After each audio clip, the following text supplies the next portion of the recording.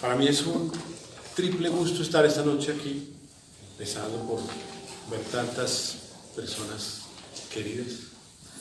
Segundo, por la colección Respirando el Verano, que es una colección que me parece que cumple una función importante dentro del panorama literario colombiano. Y en tercero, por acompañar a Santiago a presentar su libro, que es un libro que disfruté mucho. Escribí la contraportada del libro, pero como es un libro que me suscitó realmente muchas reflexiones y todo, decidí decir unas palabras acerca del libro, las escribí para que no perderlas y las leeré como una introducción antes de que Santiago hable y conversemos con ustedes. Es un pequeño texto que se llama Vientos para disipar la niebla. Tiene un epígrafe que es de Santiago, que dice: como vamos, nada se perdería si desapareciéramos todos de repente. Aseguré en la contraportada de pensarlo 2 veces que este es un libro engañosamente breve. Y lo es porque mientras uno lo lee, le resulta más profundo que largo, lo cual obliga a una lectura que se otorga las pausas necesarias para ahondar en lo que Santiago expresa, muchas veces con vehemencia singular. Pero lo cierto es que son muy buenos los frutos que se cosechan de este esfuerzo, pues en estas páginas están resumidas partes de sus preocupaciones estéticas a las que muchos sabemos él les ha dedicado sus desvelos y múltiples intentos de difusión.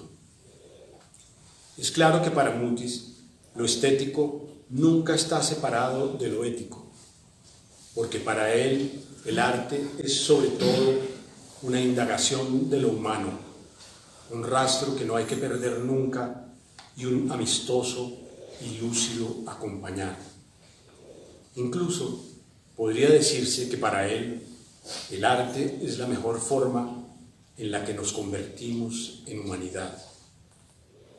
Quizás por eso, cuando reflexiona sobre el trabajo de otros artistas, siempre se está preguntando a sí mismo e interroga en la obra por algo que está más allá del arte. Siempre explora la relación entre arte, vida y sociedad.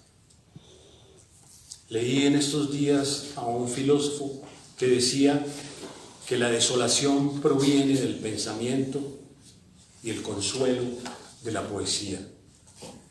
Una concepción similar pareciera flotar detrás de las búsquedas de Santiago. Todos sabemos que una de las grandes necesidades que tiene la sociedad actual es la del pensamiento crítico, la de una honda y seria reflexión sobre los grandes temas.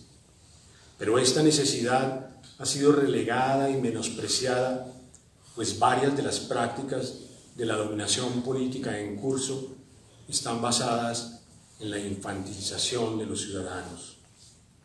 Para ello, como se sabe, se cuenta, entre otros mecanismos, con el crudo apoyo de las redes sociales, las cuales permiten que circulen a la misma vez cantidades indigeribles de información y contrainformación, de forma tal que se piense que no es posible distinguir lo verdadero de lo falso.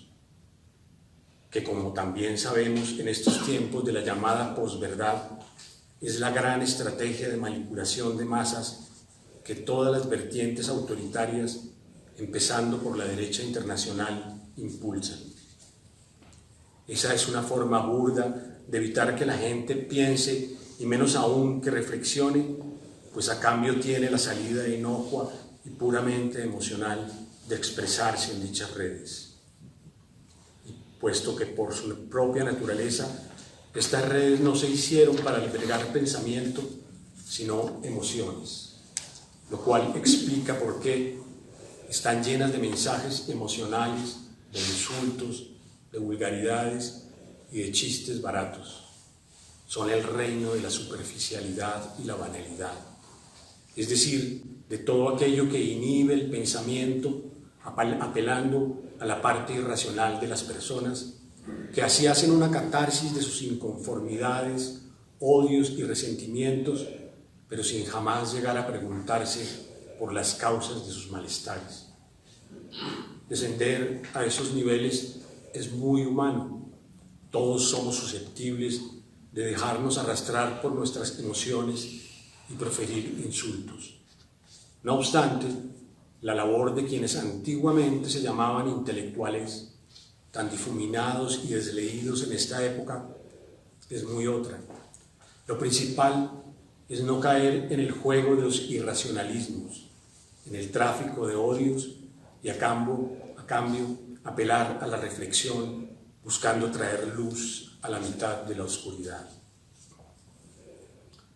A pesar de que lo comercial rige todas las prácticas sociales, que más que como ciudadanos contamos como consumidores, no es solo fruto del movimiento del mercado el que no se acoja a ciertos géneros que son excluidos en los medios y en el mundo editorial, sino que esto responde a una clara política.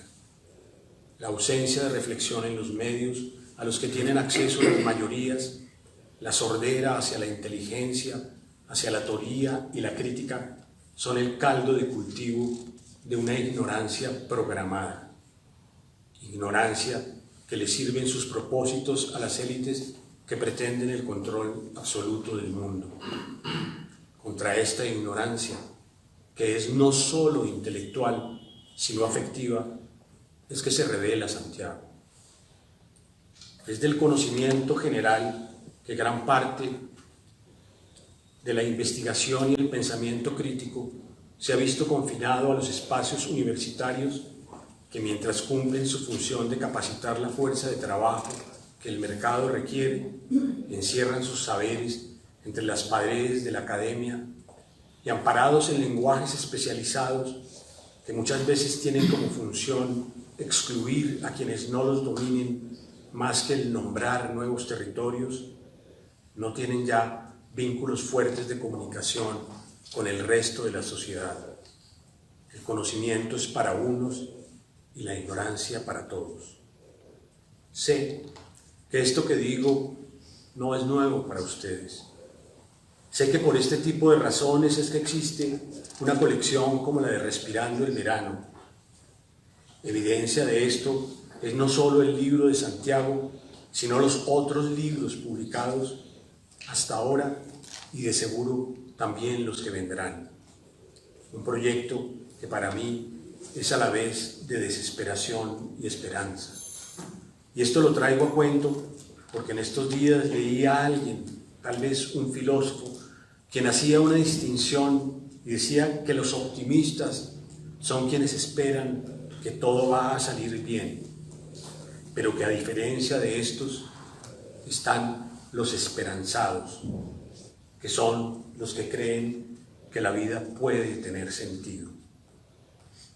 Por esto es que señalé en la contraportada como una de las varias virtudes del libro que nos presenta Santiago, que él sabe desesperar con esperanza y que, a pesar de que destila una especie de pesimismo realista, lo hace sin perder la esperanza, sin nihilismo, sin resentimiento, y que debido a eso y a pesar de todo el malestar que le produce el estado actual del mundo, su búsqueda es la del sentido del arte, la del sentido de la vida, la del sentido que aún puede tener el ser humano. Y prueba de ello es que si no tuviera esa esperanza, no nos llamaría a resistir. Y si no confiara en que hay otros rumbos y que se pueden recuperar, resistir tampoco valdría la pena. Si Santiago no creyera en otros, no se esforzaría en rescatarlos como tan amorosamente hace. Santiago Mutis, por supuesto, no cae en las trampas de la época que tanto y tan razonadamente le disgustan, pues su discurso, siempre potente y fiero, nunca se rebaja al insulto, a la grosería, al chistecito, sino que se mantiene en una difícil y permanente tensión. Tampoco le teme a que su reflexión se cargue de emoción e incluso de rabia, pues esto refuerza su estilo translúcido y honesto, que nunca pierde su aspiración a lo bello, que es de corte romántico. Su pensamiento, que muchas veces los obliga a sentir su dolor, nunca deja de escarbar y de ser luminoso. A veces, sabiéndose solo, da la impresión de que habla en voz alta consigo mismo, pero a la vez persiste en decir sus fuertes verdades como si aún creyera en nosotros. No por azar escoge inquirir en creadores como Van Gogh, Artaud, Degas, Caravaggio, así como en otros más cercanos como Pellicer, García Márquez, Óscar Hernández, Giovanni Quesset y Rómulo Bustos, quienes son apenas una muestra intencionalmente escogida en este libro dentro de los muchos artistas en los que Santiago ha puesto su mirada, su atención, su amor y lo que le queda de esperanza. Un texto crítico está en la obligación de mostrar los valores que preconiza y defiende en su crítica y, por supuesto, no debe caer en los errores que denuncia. Pensarlo dos veces es una prueba de que se puede reflexionar de manera apasionada y razonada, de que se puede escribir de forma efervescente e indignada, pero siempre teniendo en cuenta el horizonte de lo humano, es decir, con un fondo comprensivo sobre la situación de los hombres. Se puede rechazar sin por ello perder el amor por la vida. Y en sus páginas también se enseña, y sobre todo, que se puede ser un espíritu crítico sin necesidad de solazarse en destruir. No es Mutis, por supuesto, el que le hace concesiones al irracionalismo que los nuevos fascismos pretenden alimentar en todos los frentes. Él busca la claridad, rescata la verdad y lo bello. Sabe que el más escaso de los genios es el de no traicionar. Quizás porque en la turbiedad de estos tiempos de tantas y diversas nieblas, Mutis aún busca crear vientos para disiparlas. Muchas gracias.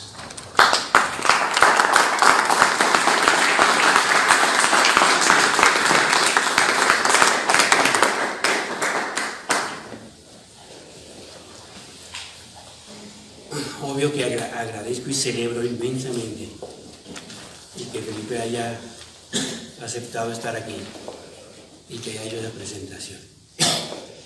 Eso que dice que dice Felipe mismo, en respuesta a estos malos tiempos, es en parte lo que hay aquí hoy. Es decir, llevamos un año teniendo un grupo de trabajo, de comprensión, de dedicación, de tolerancia incluso, en el que se ha hecho con el espíritu de Jaime Londoño, con la cortesía inmensa de Manuel Pachón y de y esta entidad, de las puertas abiertas de la librería Lubina, del grupo mismo que cuida a los otros. Es decir, yo pienso que es una semilla rara, distinta, cordial, y de la que yo espero muchas cosas, y de la cual forma parte, por ejemplo, la inmensa entrega que hace Felipe, y que yo acepto a pesar de los elogios, porque es una dedicación también a los otros. Es decir, casi todos, si no todos los textos que están en este libro son dedicados a otros, a obras de otros. Es decir, son 11 textos, dentro de los cuales están dedicados casi todos a pintores y a poetas, y otro a animales. Entonces, sí me permito de verdad agradecer y celebrar esto. No es fácil el estar entre amigos en una situación así. Uno pensaría que es más libre, más afectuoso, más posible, pero inhibe más. Porque a pesar de que hay un reconocimiento en todos nosotros, un aceptar, un tratar, hace que las cosas sean también en eso difíciles, de hablar con cierta distancia necesaria para pensar, criticar, decir, señalar, todo eso. Entonces somos inmensamente fáciles también en la conversación y tomar una distancia para decir cosas que implican tomarse en serio, como he tomado en serio a todos ustedes, no es tan fácil, pero vamos a intentarlo. Así que gracias, Felipe. No hemos planeado nada, de manera que no sé exactamente qué va a suceder. Yo no sé si Felipe haya planeado cosas. No, bueno, me lo temía. Entonces... Pero podríamos leer este texto de Santiago que por razones de espacio quedó por fuera del libro. Es un texto muy simpático, digamos. Y además muy pertinente porque Santiago que dedica todo el libro a hablar de los otros, y eso es una de las cosas que más son importantes para mí de ese libro, la dedicación, en una época en que todo el mundo está dedicado a hablar de sí mismo, en que casi nadie puede escribir un texto sin decir, yo cuando conocí, yo esto, yo lo otro. Santiago se aboca completamente al servicio del otro, al servicio de su arte, al servicio de esas cosas. Esa generosidad fue algo que me conmovió mucho y que me hizo pensar en el contraste frente a tantas de las cosas que estamos viviendo. Pero el texto a que me refiero iba a ser incluido en el libro, pero no cupo, y era el único en el que Santiago se dedica una página y media a sí mismo. Era el reemplazo de la solapa, pero las solapas son muy chiquitas. Ahora, no es generosidad, es decir, o nos salvamos todos juntos o nos hundimos todos juntos. Entonces esta es una mini autobiografía que dice así: mi madre me dice que nací en Bogotá el 3 de diciembre de 1951 en la clínica de la Magdalena a las 3 de la madrugada. De esta huella cósmica solo puedo reclamar la noche, pues quedé noctámbulo para siempre. Mi casa en Bogotá, compuesta por mi madre, una hermana, una tía, 2 perros y un cometa de risa encantadora y alegre, desapareció toda en un solo día. Mis tíos se llevaron los libros, los cuadros, los caballitos de Ráquira y las obras de Eduardo Ramírez Villamizar. Mis primos, los juguetes. Otras tías, las ollas, los manteles, las cobijas, el sofá. 3 meses después de este impresionante acto de magia, me encontré en el Colegio Madrid de México haciendo kindergarten con la señorita Ciel, entre mexicanos hijos de republicanos españoles. Allá pasamos 7 años. Nació mi hermano Jorge Manuel, aprendí a manejar bicicleta levantando las manos del manubrio, a lanzar explosivos navideños por las puertas de vaivén a los salones de belleza, a fumar y toser el humo en las azoteas de los edificios del barrio bajo otras constelaciones. Y allí obtuve una medalla de oro en carrera de relevos en las intercolegiadas del país. Tuve una novia, nieta de un ferrocarrilero que les había heredado un árbol y 2 papagayos azules que aún conversaban en el patio de su casona en ruinas. Y allí aprendí a diferenciar la delicadeza de unos senos de muchacha de la enormidad de unos pechos comprados. Toca aquí, ¿ves? Suavecito, no como la Olga esa, que son postizos. Y la verdad sí, eran suavecitos y alegres. Al cumplir mis 11 años regresamos a Colombia. Entonces conocí la tierra caliente y la serenísima y ensoñadora sabana. Entré semi-interno a un internado de caribeños de sabana exilados en la bruma de la capital. Así supe que existían Nazaret, Urumita, Planeta Rica, Patillal, San Jacinto, Santa Marta, Lorica, Cereté, Ciénega, Cincelejo, Turbaco. Juan de Rivero, de Valledupar, tocaba el acordeón de botones y cantaba como lejanías canciones de Emiliano Zuleta, Leandro Díaz, Juan Chocolo Valencia, Andrés Landero, Luis Enrique Martínez, Pacho Rada, y allí supe que era una gaita, una cumbia, un porro y Alejandro Durán. Después vinieron las matemáticas, el jardín de Freud y el capital. Aunque fue en la noche de ese tablero revelador donde vi encenderse por mi primera constelación de tiza y geometría, aunque los corredores del inconsciente me condujeron al surrealismo, y aunque fue del rigor de Don Carlos, donde entendí que salíamos de la cultura a vivir en un sistema crudo y perverso, todos estaban contra el arte, las matemáticas, los entusiastas de Freud y los marxistas precoces no lo soportaban. El arte no estaba a su alcance ni en sus periódicos ni en sus prioridades históricas. La vida aún no comenzaba y ya estábamos divididos. A la pregonada razón nunca la vi, salvo perdiendo los estribos.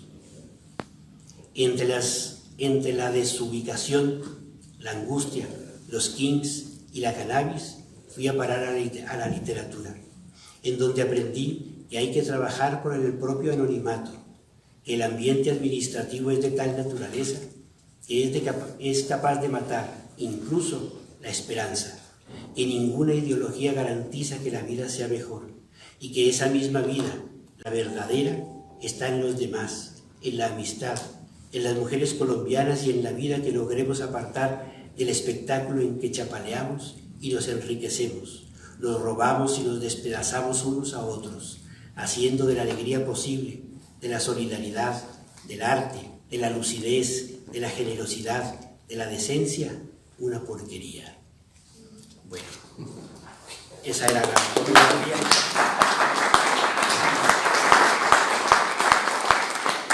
Les voy a pedir un poquito de agua para los dos. Como ven, esa autobiografía hace esos mismos recorridos que Santiago suele hacer cuando analiza la obra de un artista, es decir, va mezclando diferentes niveles de análisis. Yo quería hacerte una pregunta difícil. Yo ahí, a ver, es tuyo y de lo que porque, digamos, la respuesta está contenida en estos ensayos que has escrito y otros muchos más que también has escrito sobre arte. Pero a mí me gustaría que fuera, digamos, una respuesta más puntual, más precisa. ¿Qué es lo principal de lo que tú más valoras cuando observas una obra de arte? Sea un poema, sea una pintura, que son fundamentalmente el campo en el que mejor te mueves. ¿Qué es eso? Porque siempre estás buscando algo. Santiago nunca se queda en un análisis de texto o en un análisis de imagen, no se queda solamente en la obra, sino que siempre vas más allá. Si hay una búsqueda de eso, muchas gracias, Manuel. Aguardiente.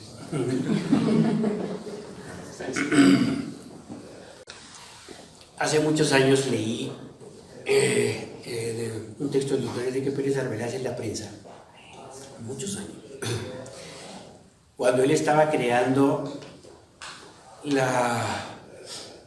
el periodismo científico, porque él insistió mucho en eso, hizo grandes congresos de América Latina para eso, y decía que la universidad tenía la responsabilidad del conocimiento, es decir, que ella tenía que formar criterio en la sociedad, desde el ministro hasta el portero, y trabaja para que la universidad escriba lo que sabe, pero al poco tiempo se da cuenta de que la escritura que hace es imposible, porque no llega en verdad al asunto que debe defender.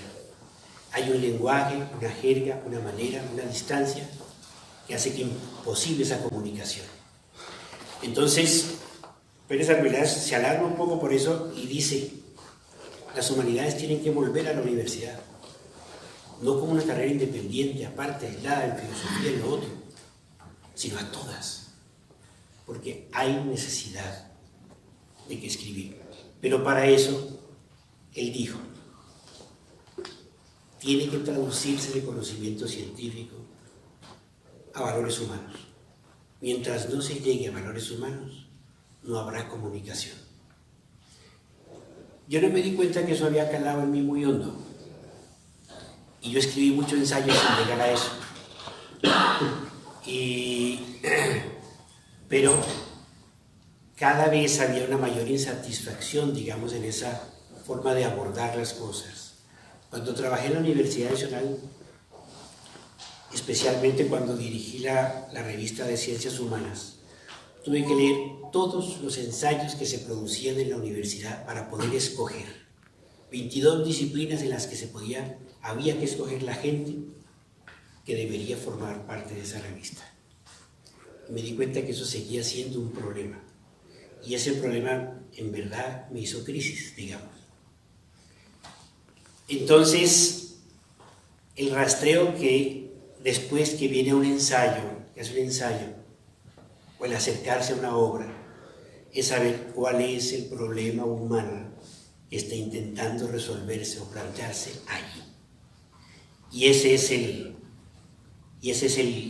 ¿cómo se dice? El quid del asunto. Esa es la semilla, eso es lo que me preocupa, y resulta que eso terminó siendo una preocupación por la persona, por el ser humano, y por tanto una preocupación moral. En lo que terminó siendo la última conferencia o charla de Carlos Gaviria, que era una conversación sobre Platón, él habló de sindéresis, una palabra que para mí estaba como colgada con un gancho de ropa así, y yo no sabía exactamente qué es eso. Y él explica lindamente qué es eso. Y en lo de sindéresis, él habla de un diálogo de Platón, en que se ve ya la creación hecha, animal por animal, y se piensa que el hombre ha salido muy mal repartido. Es decir, la fuerza está aquí, la astucia está en la otra, bueno, todos están estupendos, el águila, el tigre, el elefante, y el hombre pésimo. Entonces se dice, hay que compensarlo, hay que compensar a esta criatura de alguna manera. Le digo muy poco. Y entonces se le da la facultad de juzgar moralmente. Eso es sindéresis, la facultad, y es muy importante decir, natural, de juzgar moralmente. Es decir, es una facultad que no necesita bibliografía, que no necesita preparación en eso. Basta ser honesto para saber lo que dice la conciencia. Y eso conduce a lo mismo. Entonces, digamos que esa es la preocupación, que se vuelve un problema porque se vuelve autocrítica. Y hay un grave conflicto. O sea que inscribir un ensayo o juzgar, que no es exactamente esa la palabra, implica juzgarse. Y ahí arranca, digamos, otra escritura. Ahora, eso obviamente es un proceso, eso no sucede en una fecha, ¿no? Eso va sucediendo, y va sucediendo en la medida en que uno empieza a decir qué pasa en esta pintura, qué pasa en esta obra, ¿no? Donde es más difícil de verlo. Y unos ejemplos de lo que hay aquí, por ejemplo, los textos sobre pintura. Dicen, no, bueno, ¿y eso, el arte abstracto, dónde está? Pues ese es el esfuerzo, digamos, de intentar decir dónde está eso en un arte abstracto, donde no se puede ver tan fácil.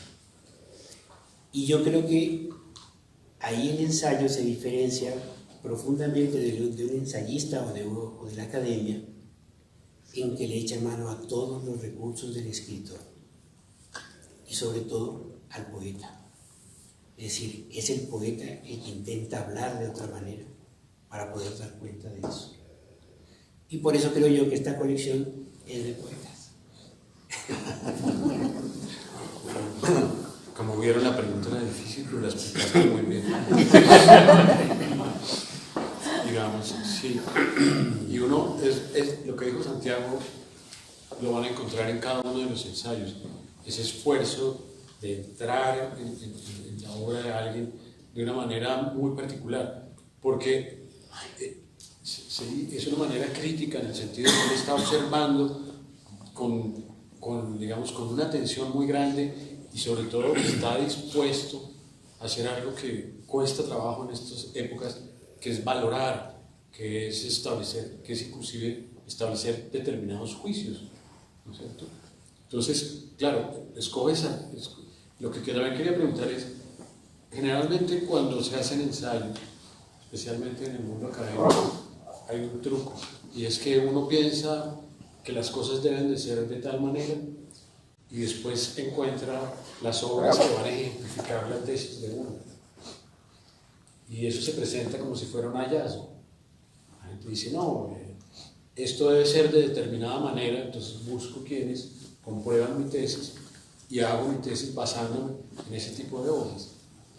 Eso no es lo que haces tú, para nada. Santiago buscó en las obras las tesis, más que ir con las tesis, a pesar de que la búsqueda estaba orientada hacia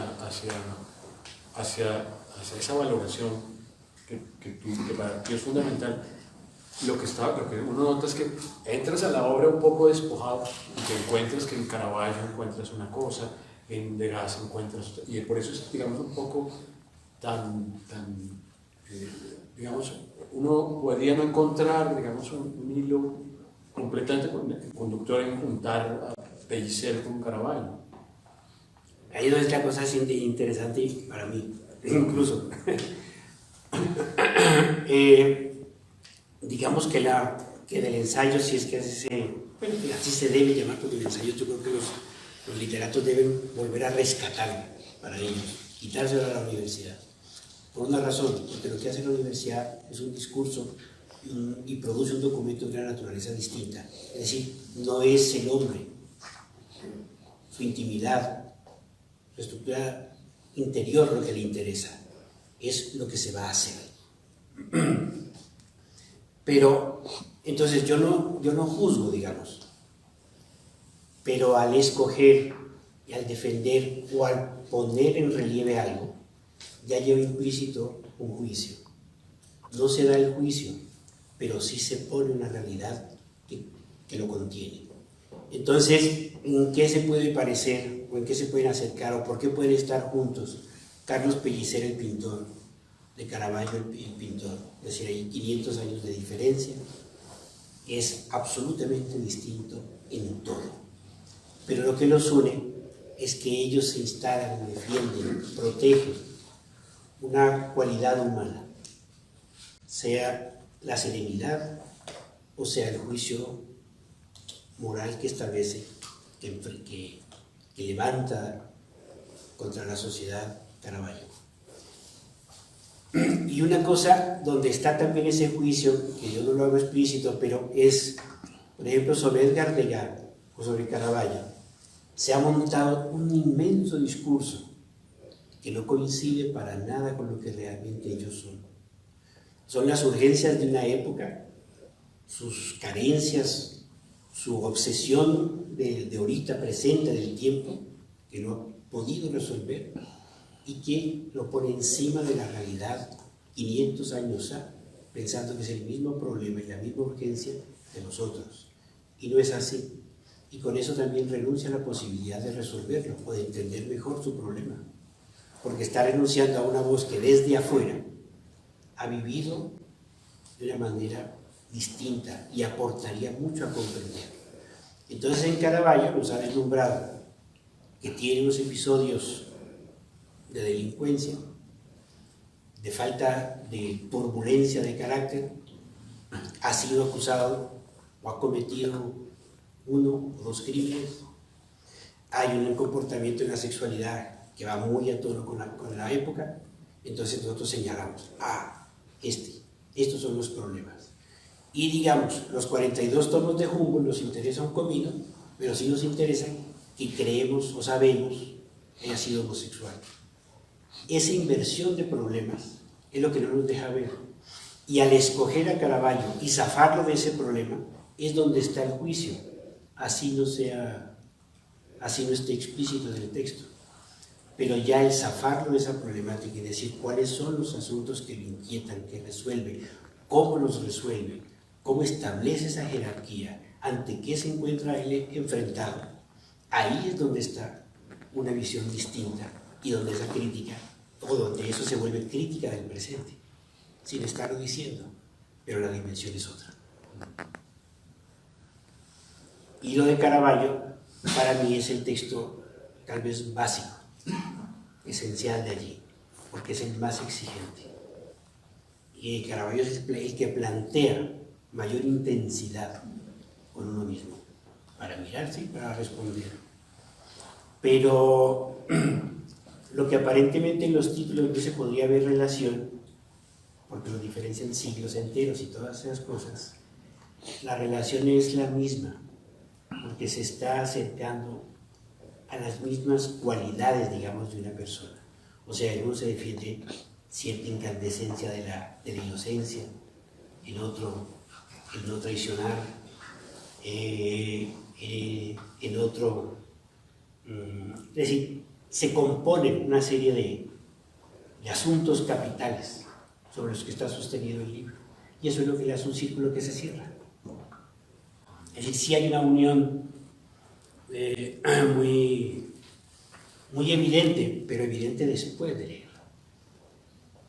Y por ejemplo, un texto que sirve, digamos, tal vez para explicar eso mejor, es el texto breve al comienzo, que se llama Contra la crítica, y es el texto sobre García Márquez, porque el texto no lo dice, pero las consecuencias de lo que se dice ahí conducen a un problema con uno mismo que yo considero primordial.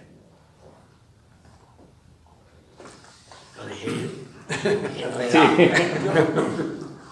Es verdad, ¿no? Uno encuentra, digamos, ve esos ensayos y son un poco disímiles, aparecen pintores de distintas épocas, de distintas cosas, de distintas corrientes, digamos, ya en cuanto a los poetas están más cercanos a nosotros, entonces, digamos, podría uno, pero finalmente cuando uno ve el libro de conjunto, encuentra eso, encuentra que hay una unidad en cuanto de búsqueda, de apreciación y de lo que se le pide al arte. Y una de las cosas que lo acabas de decir es el gran arte debe servirle a uno casi como un espejo, es decir, el arte sirve para que uno se mire a sí mismo también, ¿cierto? Ese arte que es inocuo en el cual uno se enfrenta a él y no lo toca. Digamos, es un tipo de arte, sobre todo un arte muy contemporáneo, un arte para divertirse. Entonces es un arte que uno lo ve exterior, pero se reúne contemporáneamente la mirada de ese arte que obliga a la persona a un enfrentamiento, a una reflexión,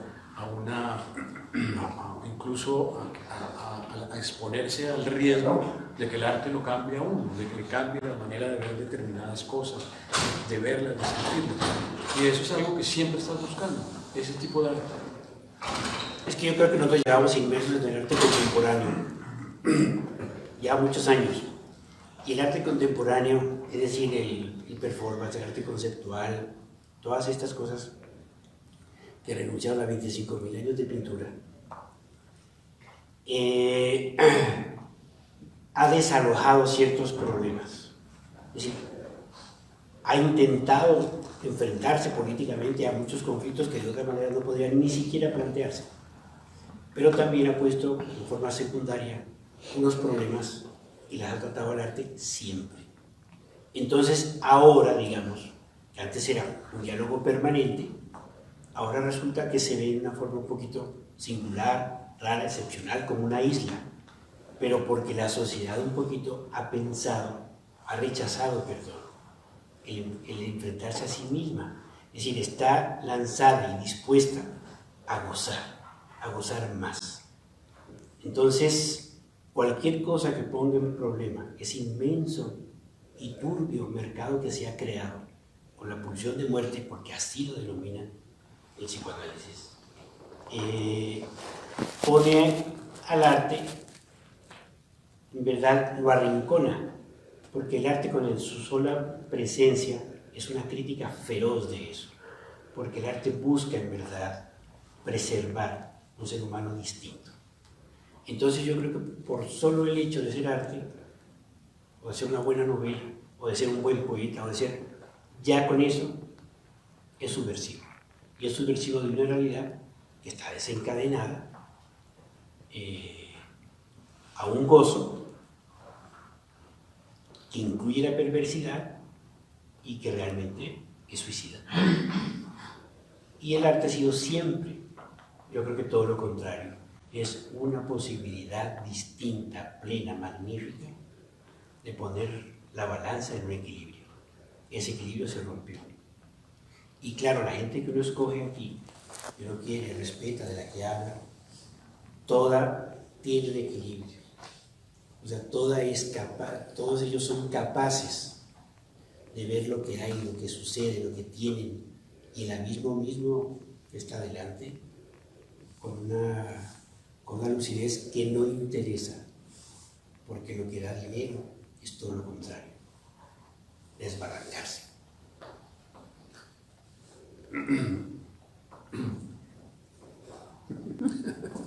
Como yo soy el que he puesto problema, yo no sé si entonces proponerle, por ejemplo, ese texto sobre García Márquez que suena lo más dicho, lo más, ya nomás García Márquez, sé que... Yo pienso que es necesario volver a hablar de eso porque es un sitio por donde hemos pasado todos y muchos han dicho tonterías, otro tanto lo ha utilizado, pero no se ha querido ver la confrontación que hay allí realmente importante.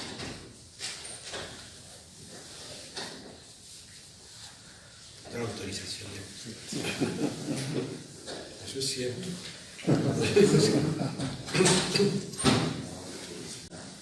Es decir, ¿por qué? Es que, digamos, la propuesta sí es que hay que revisarlo todo otra vez.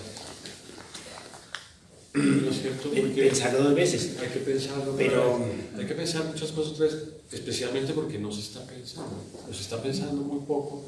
Y en especial, digamos, pueda que haya lo que decía en el texto, tú lo mencionaste, pueda que haya un pensamiento que está circunscrito a las universidades, pero se rompió la comunicación entre sociedad y universidad. Pero yo no creo que lo haya pensado más. Yo creo que ellos han pensado más, solo que han cogido por otro lado. Y uno, más lento, que digiere más despacio, que le preocupan otras cosas, también intentó comenzar a pensar y dice, por aquí no es. ¿Sí? Pero yo creo que ellos han pensado con una astucia y una perversidad mayor. Son inteligentísimos, pero ese camino que proponen, a mí no me parece posible, no lo quiero, no es. Entonces le ha tocado a uno pensar en que la cosa no puede seguir siendo así, no es así. Y hay que recoger, digamos, formar otra vez esa familia poderosísima que tenía bajo su responsabilidad la cultura. Y en lo que tenemos más inmediato, como en ese caso que acabo yo de decir, nosotros a García Márquez le preguntaron después de muchos años y de mucho llover crítica y crítica y crítica y crítica, en una muy pesada entrevista, muy maliciosa, muy manejada con cosas a veces desagradables, al final le preguntan a él y dice, pero Gabo, tanto que se ha dicho sobre ti, supongo que ya no quedará en un solo rincón sin explorar. Todo se habrá dicho de ti. ¿Queda algo por decir? Y Gabo dice, sí, lo esencial. Entonces dice, no estamos todos equivocados. O sea, ahí hay una reserva verdadera, moral, cultural, importante, que él trató. No que él lo sea como obra completa, no, que él también, y lo sabe muy bien, tiene la lucidez interior para verlo y está planteado. Pero pasamos por enfrente de eso, porque eso no se vende, porque no interesa. Entonces es preferible pasar por encima, que uno que no es tan inteligente como ellos, no puede pasar por encima, sino que uno se atora en eso y dice, pero lo esencial es esto. Tercamente lo plantea. ¿Sí? Eso es lo que creo. No sé si alguien quiere intervenir, si alguien tiene algo para preguntar, para decir. Yo propongo, es pequeño el texto. Yo propongo leer ese texto pequeñito de contra el realismo mágico, porque es decir, ¿por qué se opone uno a eso? Es decir, no es por contraponer puntos de vista, claro que todo eso sucede, pero no es ese el propósito, sino al escoger ese camino, ¿a qué se renuncia? ¿Qué es lo que se queda por fuera? Y yo pienso que lo que se queda por fuera es lo que realmente nos debe importar a nosotros. Es lo que vale. Y sobre todo, lo que no tiene precio. Como decía Zuleta, lo que antes, lo que tenía valor no tenía precio. Hoy lo que tiene precio no tiene valor. Bueno, yo quiero, sí. Es breve, no sé por qué. Son 25. Se llama Criaturas del Sueño. Breve teoría contra la teoría del realismo mágico. Y lleva un epígrafe de Gabriel García Márquez que dice: la virtud de continuar viviendo en el sueño. Como la incesante y asombrosa danza de la energía, las formas de la vida, así es la novela, como un sueño. Eres Dios y estás en todas tus criaturas, habitando su libertad, presenciando esta humanidad tuya. Así debe haber sido algún día. Por eso ellas se escuchan entre sí. Aparece alguien que ya había muerto, gente que no conoces, fulano, sutano, toda esa familia que había desaparecido. ¿Dónde estaban? Te preguntas tú mismo, que también llegas al sueño, niño, se habitan unas a otras y al mismo tiempo todos son una misma criatura y saben algo que tú desconoces. Salvo Úrsula, madre, abuela, joven mujer, anciana, que no da su brazo a torcer, los demás personajes obedecen al autor, solo al autor, como los gemelos de cierto capítulo que aunque al crecer la vida los hizo diferentes, están ante nosotros para confundirnos con sus trucos y sus juegos mágicos, que no son más que la savia secreta que anima a todas las criaturas de un mismo sueño. Así como cuando uno de los gemelos muerde una fruta y el otro la saborea. Nadie se dio cuenta de esta realidad, dice García Márquez, hasta un día en que su madre le dio a uno un vaso de limonada y más tardó en probarlo que el otro en decir que le faltaba azúcar. Locos de nacimiento, dice Úrsula, pero obedientes en realidad solo a García Márquez, quien los habita y crea como nosotros habitamos y creamos las criaturas de nuestros sueños, así no los conozcamos a todos. El agua que se bebe, la luz que entra por la ventana, el sombrero que lleva aquel hombre, el árbol que florece, la conversación que los animan, lo que callan y no quieren que se sepa, pero se sabe, todo, absolutamente todo lo sabes, es soñado por ti. Tú has hecho madurar las frutas, convocado al viento, mover cada una de las hojas del árbol que da su sombra. Tú sueñas el corredor solitario que de pronto se ilumina, la jarra, la mesa, las flores dibujadas del mantel y hasta el extraño que acaba de entrar. Todos son creados por ti, un mundo vivo y nítido al que tú habitas como una misma sangre, escucha sus pensamientos, sus deseos, sus secretos. Eres el miedo, la risa del otro, el silencio, la sombra, la generosidad, la violencia, la amistad.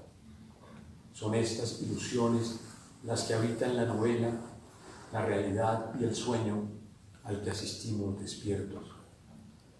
Cuando el viejo fundador de Macondo muere, lo hace en mitad de un sueño y García Márquez solo dice: entonces entraron al cuarto de José Arcadio Buendía, lo sacudieron con todas sus fuerzas, le gritaron al oído, le pusieron un espejo frente a las fosas nasales, pero no pudieron despertarle. Cuando ya todos se habían olvidado de él, viejo y perdido en sus delirios, encadenado a un árbol, Aureliano, el coronel, envía un mensaje a cientos y cientos de kilómetros de allí: cuiden mucho a papá, porque se va a morir. Y antes que se muera, regresa a Macondo Cataure, el indio que había ido para no volver, y cruza el patio de la casa como una aparición. He venido al sepelio del rey, le dice a Úrsula, quien aún no sabe que su marido agoniza. ¿Quién les avisó? ¿Quién previno a su hijo Aureliano? ¿Por qué no se entera el autor de todo esto antes de que suceda?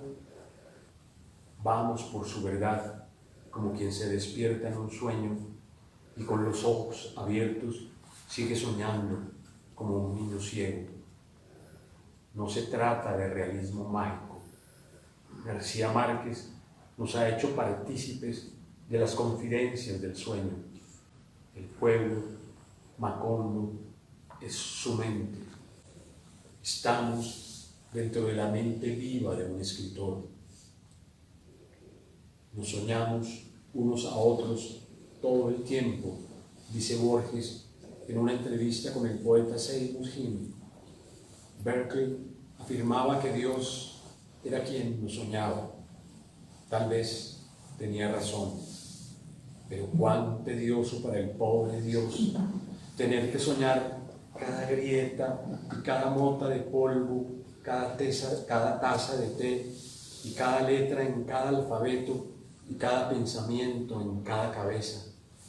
Debe estar exhausto, pero reconoce: la idea ontológica de Dios es el invento más espléndido de la imaginación, o como dice don Gabriel, para quien el mejor invento es la vida.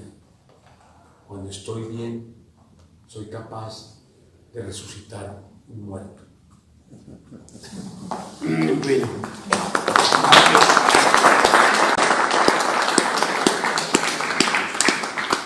aunque sé que para varios de los presentes y sobre todo para dos de los presentes es muy claro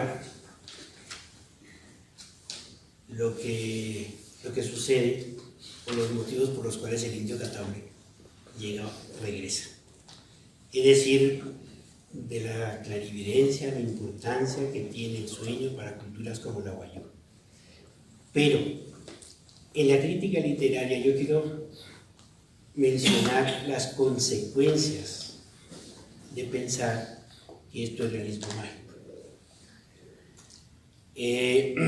Si se acepta la teoría del sueño, que yo pienso que es evidente, de continuar viviendo en el sueño como me dice, los personajes son el mismo. Entonces, en el núcleo de la novela, 100 años de soledad, hay un enfrentamiento entre su madre, no de García Márquez, sino de doña Úrsula, como fundadora del pueblo, es decir, la persona cuyos actos han sido fundacionales, es decir, es la ley no escrita, y su hijo, que es un general, un oficial, un militar.